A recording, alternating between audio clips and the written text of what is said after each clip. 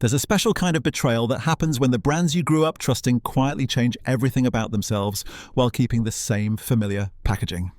Today, we're examining 8 classic British food brands that have abandoned the very principles that made them household names, and 2 rare exceptions that still deserve a place in your shopping trolley. For decades, we've been operating under a dangerous assumption that if a brand has been around since before we were born, if it sat in our parents' cupboards and our grandparents' pantries, then it must still be making the same quality product. But that's exactly what these corporations are counting on.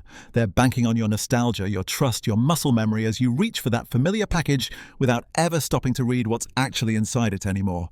The truth is, most of these beloved British brands exist in name only.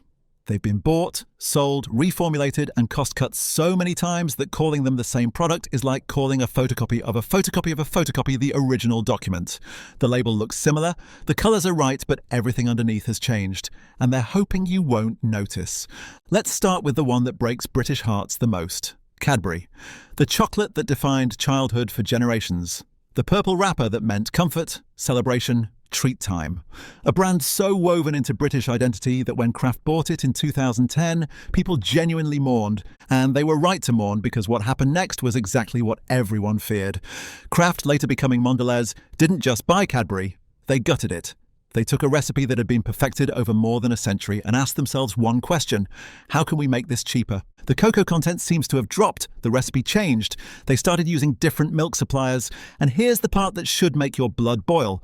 They moved production of some lines away from Britain to Poland and other countries with lower labour costs, despite promising they wouldn't. The Somerdale factory, which had been making Cadbury chocolate since the 1920s, was closed down. Hundreds of jobs lost, a piece of British manufacturing history erased. But the real betrayal is in your mouth. If you're over 30, you remember what Cadbury used to taste like. That distinctive creamy sweetness, that specific melt, that's gone now. What you're tasting today is a reformulated, cost-engineered approximation of the original. It's sweeter, greasier, less complex. They kept the wrapper, kept the name, kept charging premium prices, but delivered an inferior product. And yet millions of people still buy it every week, operating on the memory of what it used to be rather than the reality of what it is now. Heinz baked beans are as British as tea and rain, despite being owned by an American company. They've been in our cupboards for over a century. Beans on toast is the ultimate comfort food, the broke student staple, the quick dinner that never disappoints. Except it does disappoint now, doesn't it? Look at the label. Really look at it. The second ingredient after beans is sugar. Then more sugar disguised as glucose-fructose syrup. You're eating dessert beans marketed as a savoury staple. And here's what they don't advertise. The recipe has potentially changed multiple times over the years, each time getting sweeter, more processed, and cheaper to produce. The tomato sauce that used to taste rich and slightly tangy now tastes like ketchup thinned with water and pumped full of sugar. The sodium content is astronomical. One small tin contains nearly half your recommended daily salt intake. You're paying premium prices for beans swimming in a sauce that's essentially sugar water with salt and artificial flavourings. There are supermarket own brand alternatives with lower sugar, lower salt, and better ingredient lists. But people keep buying Heinz because that's what their parents bought, what their grandparents bought. The brand is trading entirely on legacy while delivering a product that would never have earned that legacy if it launched today. Walker's Crisps, Gary Lineker's face on every packet, the dominant brand that squeezed almost every competitor off the shelves. You'd think that market dominance would mean quality, but you'd be wrong. Here's what happened. PepsiCo bought Walker's decades ago and did what every massive American food conglomerate does. They optimized for profit. The potatoes changed, the oils changed, the cooking methods changed, everything changed except the branding and the price point. Modern Walker's Crisps are thinner than they used to be. Less potato, more air, more flavouring powder to compensate for the lack of actual taste. They're cooked in sunflower oil now, which is fine, but the potatoes themselves are varieties chosen for consistency and cost rather than flavour. The result is a crisp that tastes more of artificial flavouring than actual potato. And let's talk about those flavourings. Ready salted shouldn't need a paragraph of ingredients. Salt and crisps, that's 2 ingredients. But check the packet and you'll find anti-caking agents, flavour enhancers and preservatives that no traditional crisp maker would ever need. Compare a packet of Walkers to a small batch British crisp like Tyrrell's or Piper's. The difference is staggering. Thicker cut, actual potato flavour, ingredients you can count on one hand. But they cost more, so they get less shelf space, and Walker's maintains its stranglehold on British snacking through sheer market presence rather than superior quality. Fish fingers, Captain Birdseye, childhood dinners, the quick meal that every British kid grew up eating. Surely they can't have ruined fish fingers, right? Wrong, because here's what Birdseye doesn't advertise. The amount of actual fish in those fingers has steadily decreased while the breadcrumb coating has increased. You're paying for breading with fish flavouring rather than fish with a breadcrumb coating. The fish itself is now the cheapest possible source, usually Alaska pollock, which is fine, but it's processed into a paste with binders and then reformed into finger shapes. This isn't a piece of fish that's been coated. This is reconstituted fish product held together with additives, shaped in a factory, coated in breadcrumbs that contain more ingredients than the fish itself. Your grandparents' generation ate fish fingers that were actual pieces of cod, coated simply and frozen. What you're buying now is heavily processed seafood product engineered for maximum profit per finger.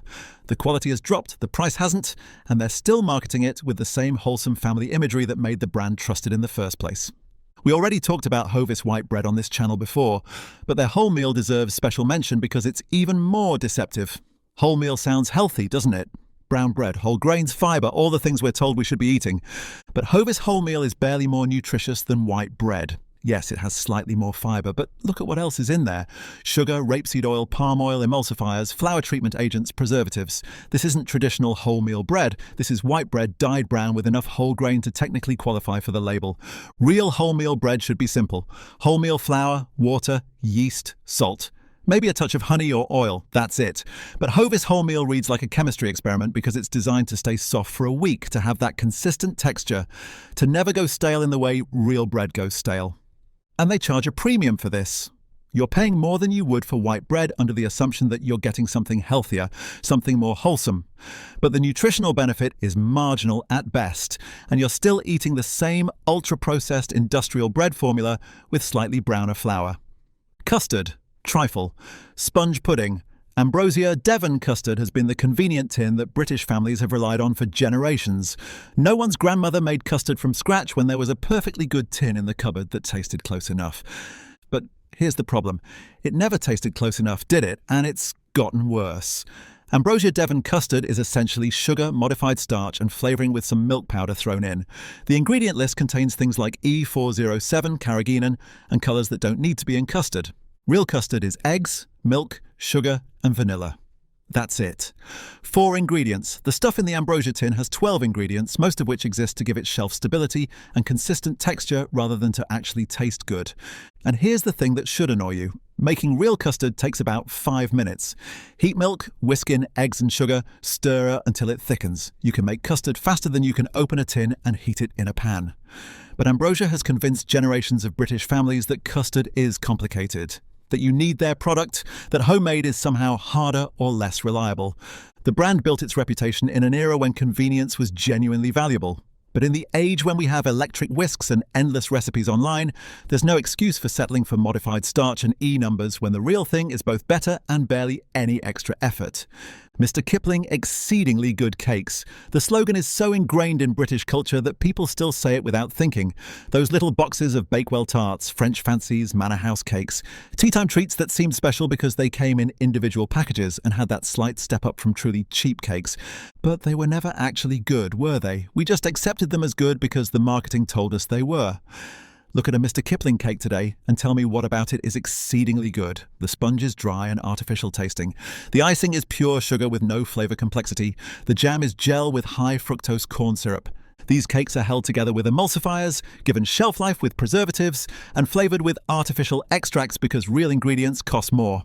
A French fancy contains glucose syrup, palm oil, modified starch, and a list of E numbers that would make any home baker weep. And here's the sad part.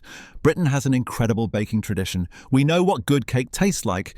We have local bakeries in nearly every town making fresh cakes with real butter, real eggs, real flavour. But we keep buying Mr. Kipling because it's familiar, it's convenient, and it's cheaper than bakery cake.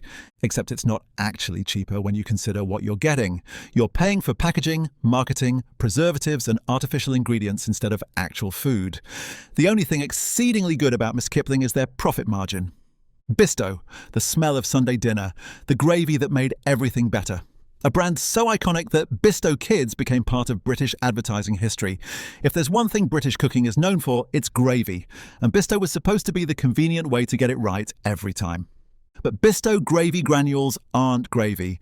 They're salt, maltodextrin, flavorings, color, and thickeners. Read the ingredients and you'll see that meat comes in at about 5th or 6th on the list, usually as meat extract, which could mean almost anything. The majority of what you're adding to your dinner is sodium and modified starch with brown coloring and artificial flavor.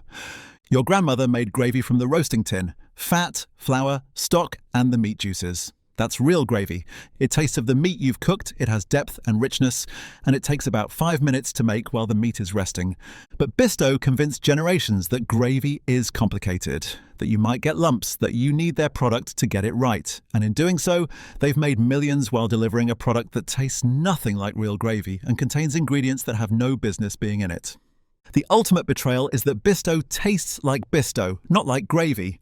We've been conditioned to accept this artificial flavour as the standard, to the point where real gravy made from a roasting tin might taste wrong to people raised on granules. But it's not all bad news. There are still 2 brands that have held onto their integrity, that still make products worthy of the legacy they've built. Love it or hate it. And people definitely fall into camps. Marmite has barely changed in over a century. It's still made in Burton-on-Trent using the same basic process. It's still yeast extract, salt, and B vitamins. The ingredient list is short, pronounceable, and hasn't been corrupted by cost-cutting or reformulation. Unilever owns Marmite now, and they could easily have cheapened it, changed the recipe, added fillers and flavorings. But they didn't.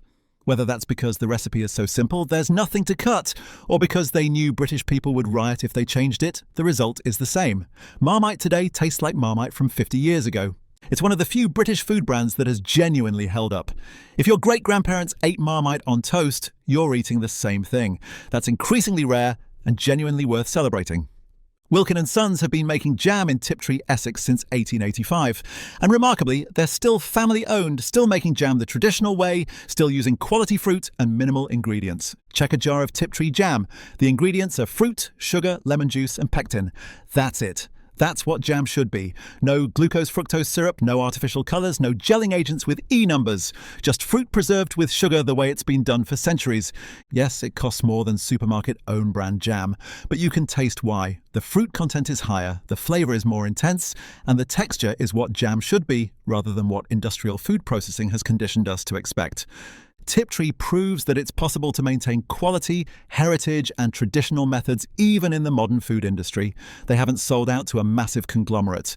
They haven't reformulated to save pennies. They're still making proper jam, and it's still exceedingly good in a way that Kipling never was. Here's what we need to understand. These brands that have disappointed us, they didn't fail overnight. They died slowly, by 1,000 small cuts.